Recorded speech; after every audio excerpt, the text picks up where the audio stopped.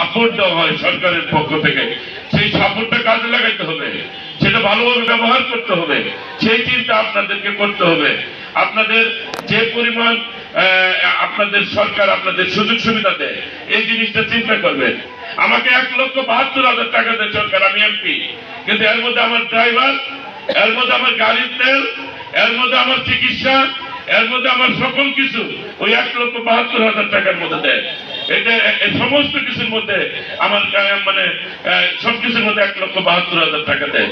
আমি ঘুরি, আমার তেল কত যায়, আমার ড্রাইভারের কত যায়, আমি কয় টাকা পাই, আর আপনার হিসাব করবেন আপনাদের কত সম্মান দেয়, সরকারের কত সুযোগ সুবিধা।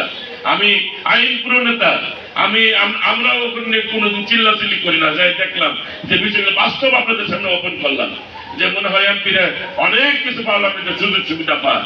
1,72,000 টাকা পাই, এর মধ্যে ড্রাইভারের বেতন ওদের মধ্যে ধরা আছে, তেল খরচ ওই টাকার থেকে একবারে ধরে দেয়, একবারে হলো আমাদের এটা হলো সম্মানই দেয়, যেভাবে আমরা দেয়।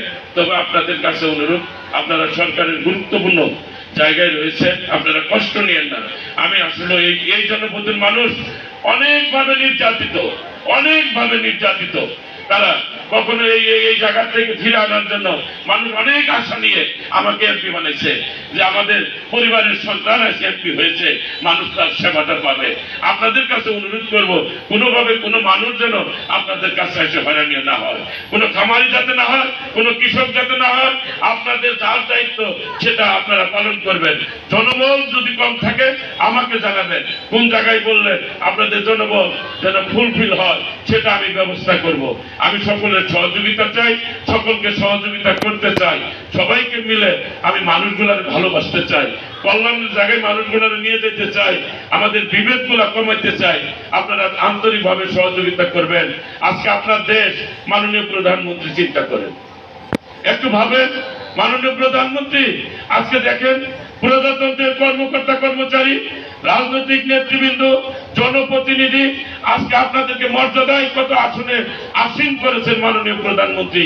সেবাটাকে কাছাকাছি নেওয়ার জন্য কর্মকর্তাদেরকে ওই জায়গায় নিয়ে গেছেন, যে সেবা যেন কাছাকাছি গিয়েও জনপ্রতিনিধিরাও যেভাবে সেবা দেয়, কর্মকর্তা কর্মচারীরাও সেভাবে জনগণগুলোকে যেন সেবা দেওয়ার সুযোগ সৃষ্টি হয়। সকল কিছু আপনাদের হাতেই দিয়ে দিয়েছেন, সকল কিছু আপনাদের কাছে থেকে কিন্তু আমরা সহযোগিতাটা পাই। সেই জায়গাটা আপনারা মনে করবেন, মনে করে আপনারা কাজটুকু করবেন। এই আহ্বান জানিয়ে আজকের এই প্রাণী সম্পদ সেবা সপ্তাহ প্রদর্শনী 2024 শুভ উদ্বোধন ঘোষণা করছি। জয় বাংলা, জয় বঙ্গবন্ধু, আসসালামু আলাইকুম।